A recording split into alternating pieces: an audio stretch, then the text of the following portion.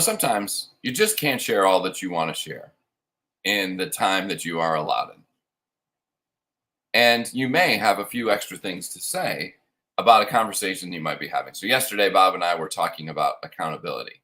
And as shocking as it may seem, given that we have had 893 episodes of today's Antidote, we have a few more things to offer as a part of accountability and the accountability to yourself. So hopefully you have watched our episode 892 because you then have an understanding of where we were at. If not, we figured that might be the case. So we'll sort of kick it off once we get into the show. And if you did, we hope you will keep thinking about what does accountability mean to you and to yourself, that accountability to yourself. Think about that as we prepare for episode 893, accountability to yourself and more. Stay tuned for today's Antidote, brought to you by the Renegade Success Network. Today's Antidote features a healthy dose of thought-provoking insights and information for business owners, entrepreneurs, leaders, and nonprofit professionals. Each day since March of 2020, this program has offered that one thing to help you continue on your own unique pathway to success. And now, Renegades, we bring you Bob Graham and Tom Brush. Good morning, Tom. Good morning, Bob. How are you today? I'm good, but you kind of confused me. There was a lot of instruction there. Maybe that was my intent. Okay, well, I'm not sure what you want me to do. So I asked how you were. Maybe I didn't. No, I was trying to follow your instructions. I was supposed to remember yesterday, but if I didn't watch yesterday, we were going to recap yesterday, and then we were going to do more today because we kind of stopped in the middle of yesterday, which I remember. But I think the long and the short of it is, folks, if you didn't listen yesterday or watch yesterday, you might want to go back at some point because we started this discussion, but we'll recap and move forward from here. Okay. You have your power back and all, right? Yes, we had it back. Okay, because I talked to someone who was in your area and they had their power back for a couple hours, got back into normal life, and then it went away again. Oh. They were not happy. Yeah, there are a number of people, I think, who are hoping today they get their power back. Oh, you don't realize how powerful power is, excuse the pun, until you don't have it. And then suddenly you realize it's like, oh, that stuff really does pay a lot. Or do you pay a lot for it? You do. I had a friend who thought that the power company, he legitimately thought the power companies turned it off from time to time when storms came just to remind you how valuable it was so you wouldn't argue if they raised rates. I mean, he like, that was his thing. Every time that you'd say, oh, how are you doing? Oh, my power was out last night. He'd be like, oh, they must be getting ready to raise rates. Well, I don't know. I think if you saw the pictures of what happened in Westminster, I did. A little west of us, you would be like, yeah, there's a pretty good chance why people don't have power. Yes, it definitely, yeah. If the power companies are that powerful, we have bigger problems. Correct. All right, everyone. Good morning and welcome to today's Antidote, our daily broadcast and podcast. Each week, Bob and I have a conversation around a topic. This week's topic is accountability. And you might believe that we just have more to share about our conversation yesterday. The other thought could be, if you're a conspiracy theorist like Bob's friend who thinks the power company is just after us, you might be thinking, well, they just didn't have enough subtopics to discuss. And so they just said, well, let's just keep talking about one and that'll cover another day. And we'll blame the power company for being out. And that's why we didn't have one on Tuesday. That could be your thought process. And if that's what's real for you. You know what's funny, Tom? That would be what my thought process would be. If it weren't us and I didn't know, that would be my thought process. These knuckleheads don't know what they're talking about. They've run out of topics and they're making this up as they go. Sometimes you have to share what other people are thinking. And if that's what's real for you, okay, fair enough. Hopefully we won't just be repeating ourselves from yesterday. I think not. Anyhow, as we go through that conversation, if you think that's the case, please feel free to share your comments or If you think it's the other case that we just had a lot to talk about and we're going to continue that conversation, please feel free to share your value around that as well, because we know that it'll make a difference. It'll have an impact on our show and on us and those who happen to hear it.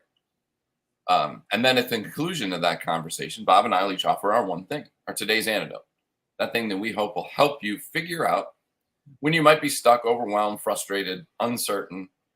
Maybe there's a little chaos going on in your life, that you will figure out that next step. And of course, and if you have a one thing that you would like to share, please feel free to include it as well. Because we know it might be something that someone else, they aren't really hearing what we have to say. And yet what you share strikes them right away and helps them figure out how to move forward. Before we get into that conversation, though, each morning. Whoa, wait. Before we do that, Tom, more important stuff. I know how you are. You haven't happened to have been in a Wawa store in Bel Air in the last 3-4 days, have you? Wawa store in Bel Air. Bel Air, Not in the last 3 or 4 days. I haven't been in Bel Air this week. Why? Okay, then you didn't get a $10,000 winning Mega Millions jackpot ticket because they sold one there. No. And clearly you didn't have the white balls 13, 19, 20, 32, and 33, or the gold mega ball number 14, or the optional megaplier of X2. I'm so sorry. I honestly have not checked my numbers from the other night yet. Well, the winning ticket was in Sunrise, Florida. But nobody won. Yes, somebody won the other night. Somebody won the 1.5 billion? Yeah. Darn it. Yeah. Well, because I saw the sign. I drive, one of the ways I drive, I see the sign. And it said 20. And I thought maybe that was their way to show 2 billion. Right. And that's what it was up to. Unfortunately, now it's truly just back to 20 million. It's so funny that it's 20 million and people are stressed over it. I can remember when they first started the lotteries, it was like you could win $1 million, and that was like a huge sum. Yes. And now it's not billion. Oh, I'm not even going to play. Let someone else win Yeah, why would I want to win 20 million? Right. Interesting. Yes. Okay, so thanks. So it's celebration time. I thought we would have a big celebration for you, but alas, not so much. No, sorry. Not for me. Yet we still do celebrations because there are lots of things to celebrate. So, Bob, what are you celebrating today? It's a big one. My mother turns 86 today. Wow. So we're celebrating my mother's birthday. Yeah, Mom, if you're out there, my sister might be hearing. We'll be having dinner this evening, and we'll celebrate. Nice.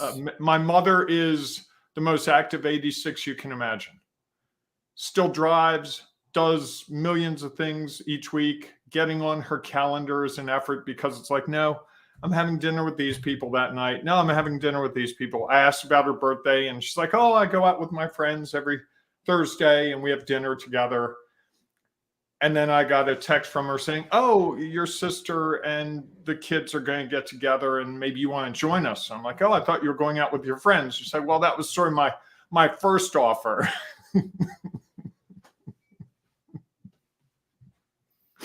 That's my mother. Always busy. The apple doesn't fall far from the tree. I guess not, right? She's worried about her. See why I like to be busy? She likes her calendar full as well. My mother stacks it really. Yes. So happy birthday, Mom. Many more. Happy birthday, Mrs. Graham. Yes. And my dad had a birthday yesterday. So that's lots of birthdays. Interesting. There you go. So how about you? What's your celebration today? My celebration is that today, in a little later this morning, this afternoon, we'll be celebrating the conclusion of an internship program that I have been helping to add some value to. Let's put it that way. So this group of interns, as a part of a public service program at UMBC, part of their Shriver Center. University of Maryland, Baltimore County, a campus of the state university system. Yes. You always leave me those opportunities to cue people who aren't local. I'm encouraging them to go do some work and figure out what it is. I appreciate. Well, of course, UMBC's real claim to fame is they beat Virginia the first number 16 seed in the NCAA tournament to beat a number 1 seed. Men's basketball. Right? In men's basketball. In men's basketball. Yeah. See, I left you one. See, it's fun to it makes you sound like you're doing something useful, right? I probably wouldn't have done that had it not been for that you do. See? Anyhow, so this is the conclusion of that program. And so they were interns in nonprofit organizations and had some other parts of the program. And another part of the program were some educational sessions that I helped lead. And so today we are going to not only recognize them for their work, they have the opportunity to present. They have a project that they were working on. Project was that the Stark Foundation, whose founder died trying to save the world. Is this a fictitious situation or a real one? That's for you to determine. Okay. You keep listening, and you might understand. So their it just sounded awkward when he was dying because he was trying to save the world. I mean, aren't we all trying to save the world in our own way? Well, I think he actually saved the world. Just saying. And you know that person called Iron Man, the Avenger. I'm not a comic book guy. I got nothing. Yeah, too bad. Anyhow, he put out a proposal or a call for proposals for grants that he was going to give away $100 billion. He had a lot of money, and 10 billion increments to cities to try to help them address a challenge. And so the interns were charged with creating an organization and some programs that they could then apply for that grant, because Baltimore was chosen as one of the cities. So today they've presented it in writing. Today they get to present it in person to a group of panel, and make a decision on who actually gets the money, which cause. Are you on the panel? I am not. I was on the panel to help evaluate the written proposals. Oh, okay. And then I'm the collector of feedback and assessments, and we'll then announce the winner. Okay, nice. Yes, it's a great activity. About that. Great way to get people into the idea of how funding can work and the complications of it. Because I think sometimes people think it's just, I go and ask for money and then they give me money and I do what I want. Yes. It doesn't quite work that way. It does not. I know. Quite the opposite. So we should get back to our topic, because we've been talking about accountability all week, and we started yesterday into a discussion about accountability to ourselves, or as I like to think of accountability to my cat here, Sam Hunt, because that's all that matters to him, at least. Maybe. And when we talk about accountability to ourselves, we were having that discussion about how, as I recall, how we are accountable to ourselves affects the people around us. Sort of. Okay. I think where it was that my one thing yesterday was not exactly this, something like this.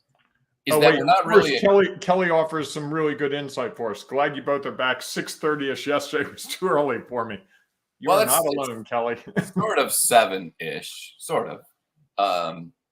Just on the other side. Thank you for that, Kelly. They are. Yes, thank you. Appreciate the feedback. Right. And so my one thing was that I'm not sure we're really accountable to others. It's that we are accountable to ourselves of how we want to show up to others or to other situations. Because my thinking, and as I shared that, and I think this is why we're having the further conversation, is I even said I'd have to think about it a little bit more. Mm-hmm. Because it was something that came up during the conversation. And I was just thinking that in reality, are we accountable to, we've talked about coaches. Are we accountable to our business coach? Or are we accountable to how we want ourselves to show up to that business coach? Because we could say that I really don't care, and that priority takes over. I'm not sure why you would hire a business coach, not really care. And yet that could be the case. And what you're really accountable to is your priorities and how others in the world are an impact about that. Typically, I would think you go out and you pay somebody for this, and you would assume that people would say, "Oh, I want to make sure I get my money's worth. I want to make sure I grab the value, and so I'm going to be accountable to them." Well, are you really accountable to them? Or are you accountable to the idea that you want to gain knowledge, experience, and perspective from someone else? So that was my thinking. Wow. That's heavy. So what do you think about that? I think it's an interesting discussion. I was just sort of using a different example in my head. I was thinking about the fact that this morning I have a couple of Zoom calls I have to do. And most of them are networking type things. And so I put on a polo shirt that has my logo on it. I actually had a shirt that didn't have my logo on it on. It was perfectly fine. But then I looked in the mirror. I said, oh, this is a day where I could use the extra branding. So let's put this shirt on. And I think that's so. Am I doing that to be accountable to myself, or am I being accountable to that group? Or is it just I chose a shirt? It could be all three, or it could be any two of those three. But I think as you talk through that, it's interesting that if I'm doing the work I want to do for a client, or if I'm doing the work I want to do for this program, then ultimately it's for me. And you've said countless times, we share our value and come what may. You like it, you'll watch or listen. You don't like it, go find another podcast. I hear there are others out there. Really? I know. Shocking. They have 893 episodes. Come on.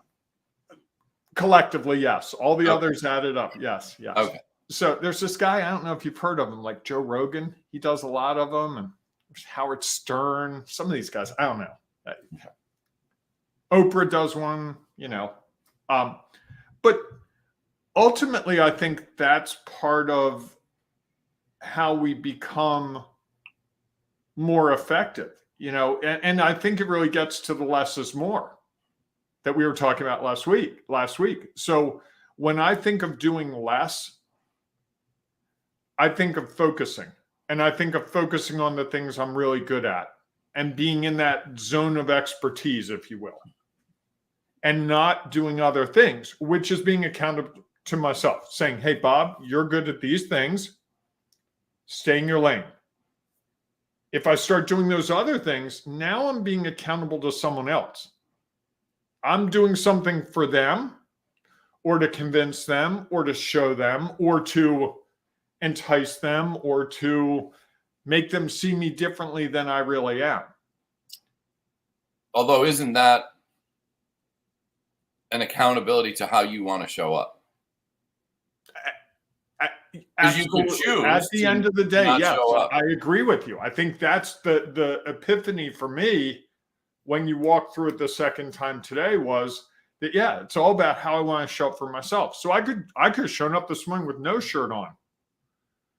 I saying that out loud, I can't even say that out loud without going, that would never happen. Never?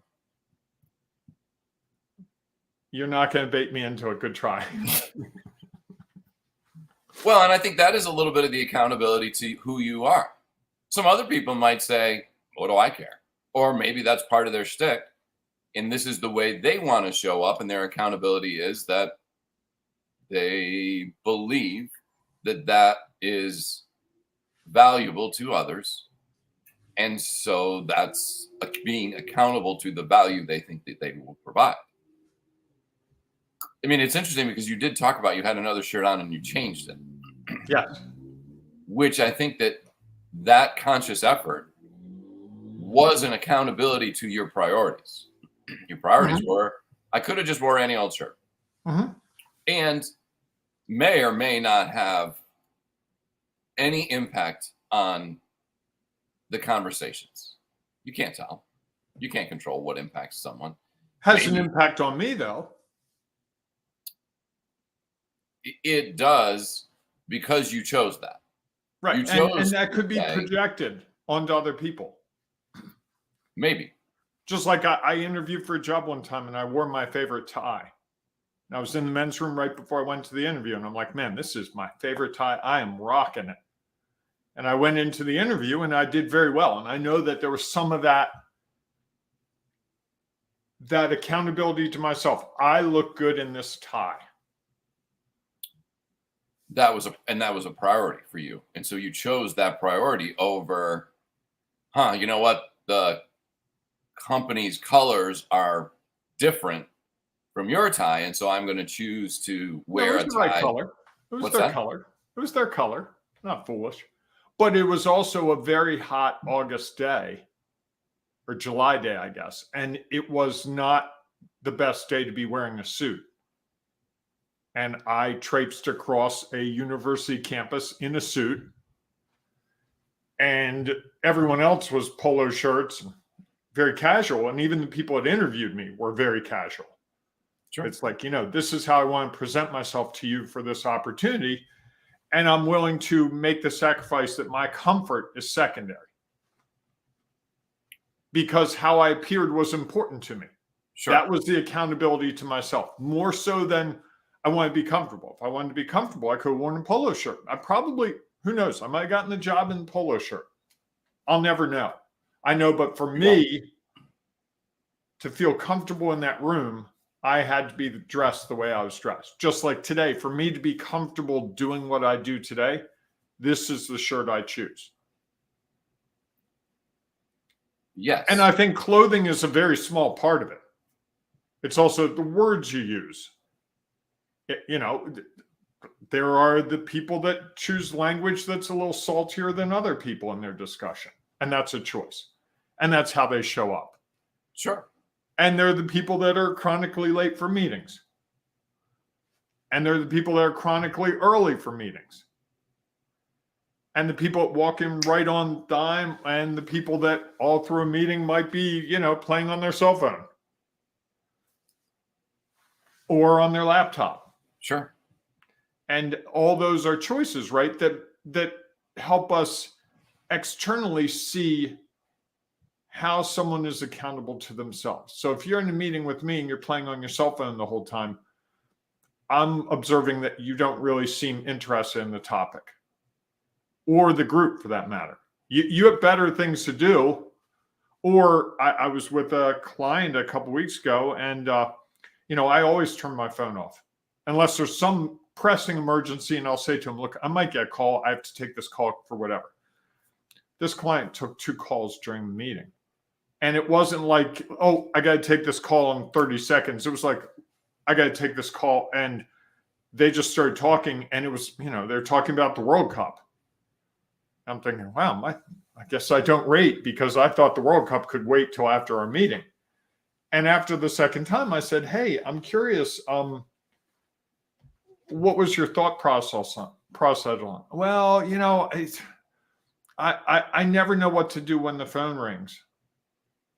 And I said, well, if I can tell you how I felt, when you took the first call, it was like, oh, this must be important. When you took the second call, you made it really clear to me that I was not important. And was that your intent? And he's like, no, I see how that could be, but that wasn't what I was trying to do. And I said, well, that's how it landed for me. And he's like, oh, I never thought about that before. And then he asked one of his employees, and the employee said the same thing. Oh, he does it all the time. I know we're not important. He just has these meetings to have these meetings. And it was an opportunity to really clarify how this person shows up in their workspace. And no one had ever brought it to his attention about how that was to other people. And I think that's part of the problem with the accountability to ourselves. If you don't have someone helping you understand where it is, it's awfully hard to keep track of it. Well, how would you know? Exactly. He might have thought that he was showing you how accountable, that he wants to be accountable to his business, and that right now that took priority over this conversation, and that he didn't know who might be on the phone and how it might impact his business. And so his internal accountability was he was okay because he hadn't considered how does this show, how is he now showing up with you or others.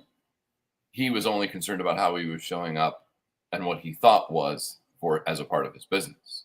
Mm-hmm. And I think that's interesting. Kelly has a comment here. She says, I'm Sure. not sure people put as much thought about how they show up.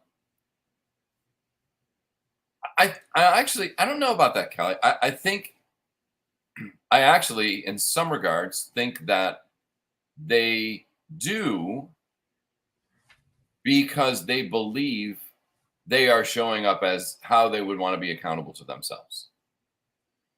I'm not sure they think about how it is perceived by others.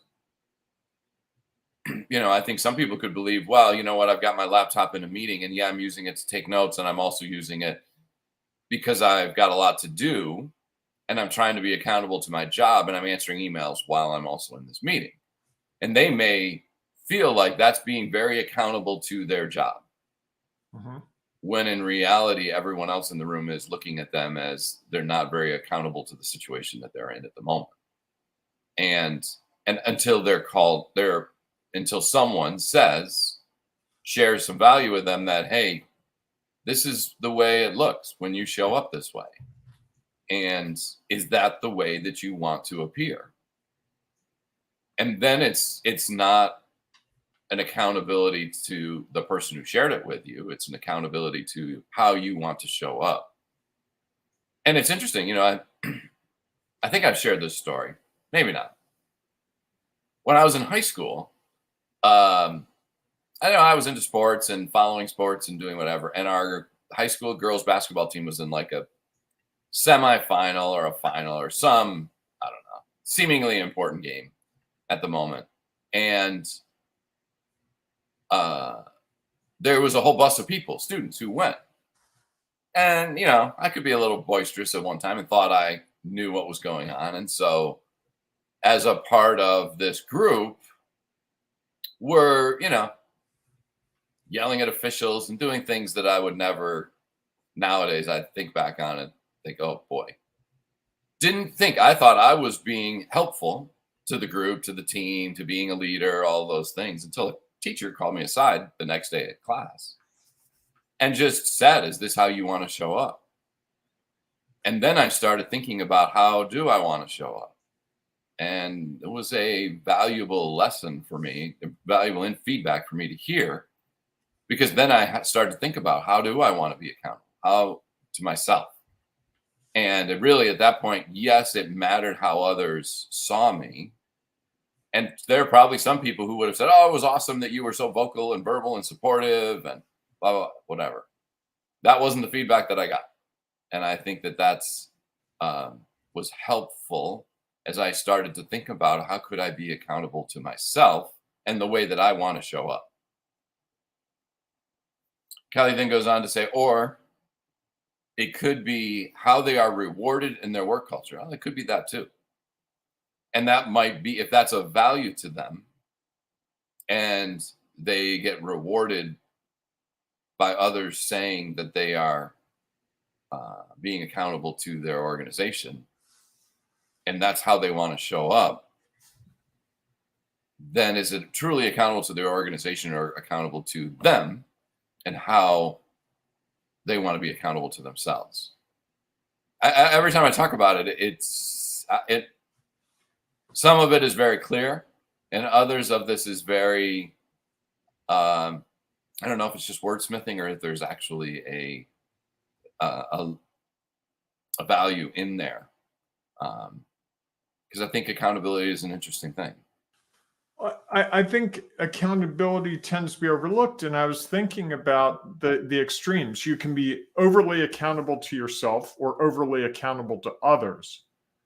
Like, I think sometimes I'm very accountable to other people, not to myself.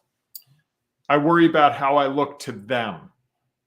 You worry about how you look to them. Correct. So that is a really accountability of how do you want to show up, I think. Not to them, it's to how they see you. And that is an accountability to yourself, I think. Right. I mean, in some ways, it is an accountability to how they perceive you. The challenge is Right. we don't always know how they perceive you, because some of them will give you feedback, some won't. And in some regards, it's you got this feedback and you go back to what are my core beliefs, values, the way I want to show up in the world. And if I'm not getting feedback that I'm not showing up in that way, then I'm not being accountable to myself. Right. And so that's where I got to yesterday. It's like, ultimately it comes back to what is our accountability to ourselves for me.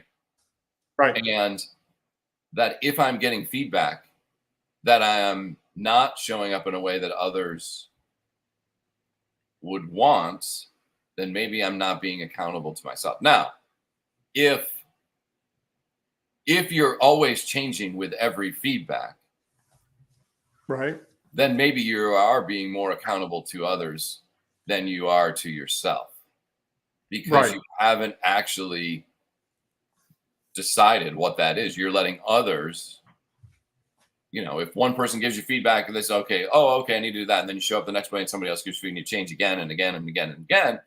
I think there's value to that as you try to discover what your values or what's your internal accountability definition.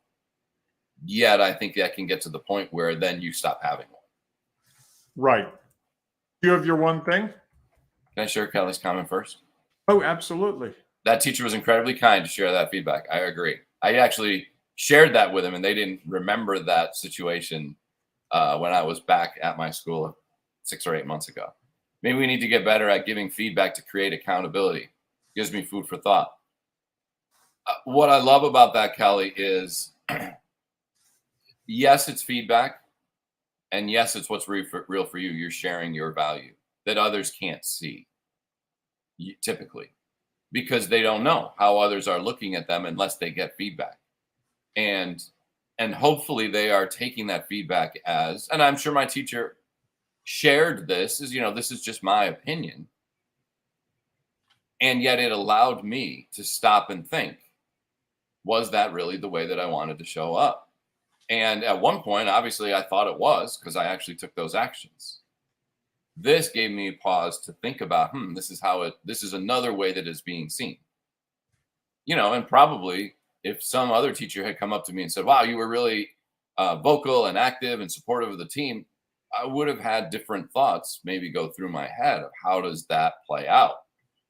And how do I then want to show up? And I would have the opportunity to make a choice. And so I think hopefully the more value we share, people see it as feedback, not a judgment. And it allows them to then make decisions about how do they want to show up and how do they want to be and what are they being held, what do they want to hold themselves accountable to. I like that. Wow. That's a lot going on here today. I think for me, it's really simple. Ultimately, the only person I can be accountable to is myself. And if I'm accountable, if I'm true to myself, if I'm accountable to myself, the people that will appreciate that, value that, will find me, or I will find them. And I would think about someone like you. I've been probably more open and honest with you professionally and personally than most people, and you're still here. Granted, I pay for your therapy each day and you spend 2 hours recovering, but that's the price you pay to have a relationship with me. And, you're not alone, apparently. Yeah, I think that it's, I think accountability is such an interesting concept. And And it really, in some ways, is about defining what's real for you, I think. And we use that word very loosely. Which word? Accountability. In what way? I think a lot of people say, "Oh, I have an accountability partner." Oh, who's that? Oh, that's someone who gets up and we run each day. Okay, So I think accountability can be very, very minuscule. Oh, I was accountable. I ate vegetables at dinner. And it can be very, very large. And, I had a schedule for today and I had to block that in 15-minute intervals. And I kept to that schedule and I was accountable to that schedule and got all those things done today. So this makes me continue to think. Are you accountable to that schedule? Are you accountable to those vegetables? Are you accountable to your running partner? Or are you accountable that this is the way I want to show up for me? You're accountable to yourself that you said I would run with you every day or every third day. And is it an accountability to that person because you don't want to let them down, maybe? Or is it an accountability that I said I was going to do this? I don't want to show up in the world as someone who doesn't do what they say they were going to do. And so I am truly still being accountable to myself through this other person, through this commitment that I have made. And so truly, in some regards, it's a commitment to ourselves as much as it's a commitment to. I would agree with that. I would absolutely agree. So maybe that's my one thing. Okay. I like it. If that's even a thing. I don't know. Oh, it's totally a thing. Completely. Fair enough. All right, everyone. If you have your one thing, please feel free to put it in the comments. Kelly, thank you for sharing your comments with us, thoughts and ideas, your value. And if you happen to be listening to the podcast, we realize there's no place to comment. And so we. Makes me want to cry every day. Really? No. Oh, okay. Just sounds good.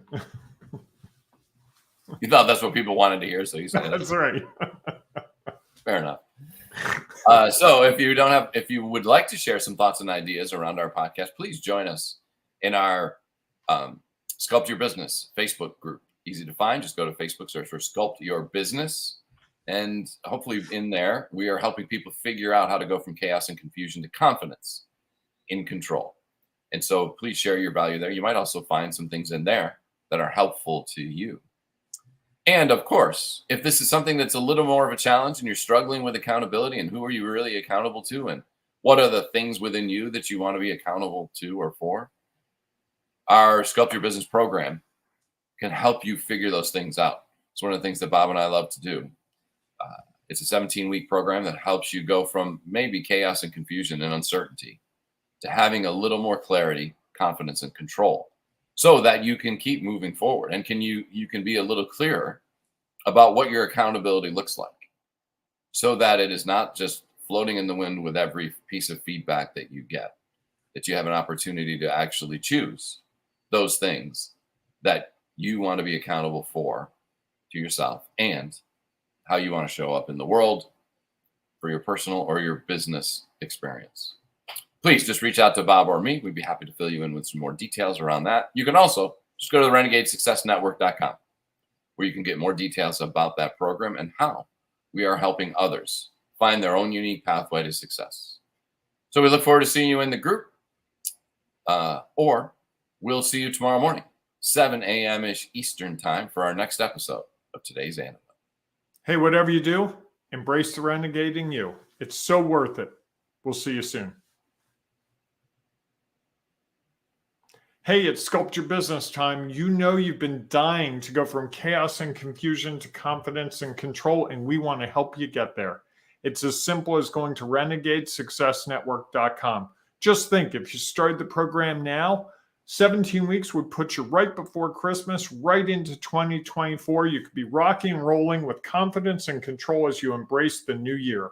All that's available. Go to renegadesuccessnetwork.com or talk to Tom or Bob.